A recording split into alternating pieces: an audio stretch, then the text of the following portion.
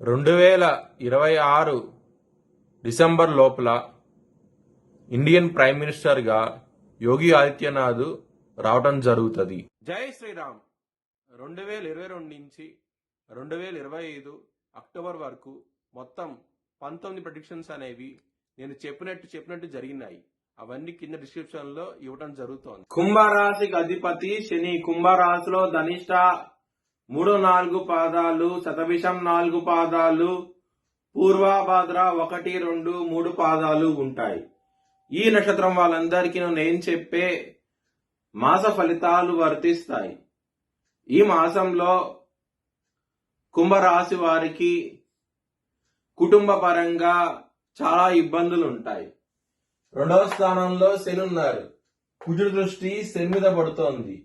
ఈ విధమైన గ్రహస్థితి ఉండటం మూలంగా కుటుంబ పరంగా సమస్యలు ఉంటాయి. చాలా జాగ్రత్తగా ఉండండి. ఏలినాటి శని నడుస్తోంది. శనివారం పూట శనికి తైలాభిషేకం లాంటివి చేయించండి. చాలా చాలా మంచి ఫలితాలు ఉంటాయి. ధనపరంగా మాత్రం మీకు ఎటువంటి ప్రాబ్లమ్స్ అంటూ ఉండవు. ధనం అనేది సకాలంలో చేతికి వస్తుంది. చాలా ఆనందంగా అవుతే ఉంటారు ఈ మాసం అనేది. విద్యార్థులకి 17 జనవరి నుంచి కొంచెం ఇబ్బందిగా ఉంటది. 17 జనవరి వరకు చాలా బాగుంటది. ఎక్సలెంట్ డెవలప్మెంట్స్ అంటూ ఉంటాయి. 17 జనవరి నుంచి మాత్రం ముఖ్యమైన కార్యక్రమాలు చేయకండి. ఇబ్బంది పడే అవకాశం ఎక్కువగా ఉంటది. లవర్స్ కి 17 జనవరి నుంచి కొంచెం ఇబ్బందిగా ఉంటది.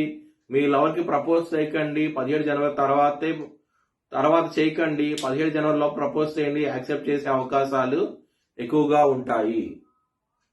హెల్త్ పరంగా మాత్రం కొంచెం మంచి డెవలప్మెంట్స్ ఉన్నాయి. మాసంలో చిన్నపాటి సమస్యలు తప్ప పెద్దపాటి సమస్యలు ఏమీ లేవు.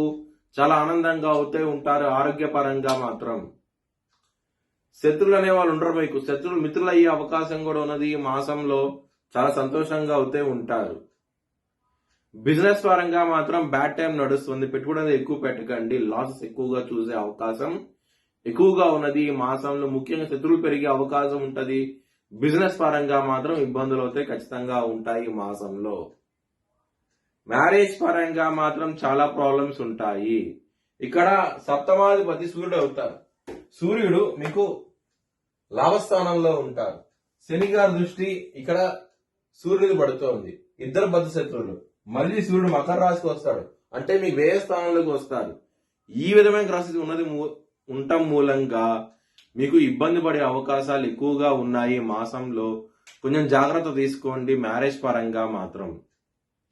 వృత్తి పరంగా మాత్రం బ్యాడ్ టైం నడుస్తోంది. జాబ్ చేంజ్ చేయకండి. ఇబ్బంది పడే అవకాశం ఎక్కువగా ఉన్నది. ఇక్కడ మీకు దశమ స్థానం అయ్యేది వృశ్చిక రాశి. వృశ్చిక రాశికి అధిపతి కుజుడు వ్యయ స్థానంలోకి వస్తున్నారు.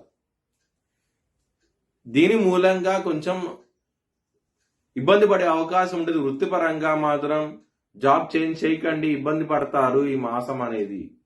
మీ భవిష్యత్ వివరాల కోసమై HLN జ్యోతిష్యాలయం సంప్రదించండి. Please like, share and subscribe my channel.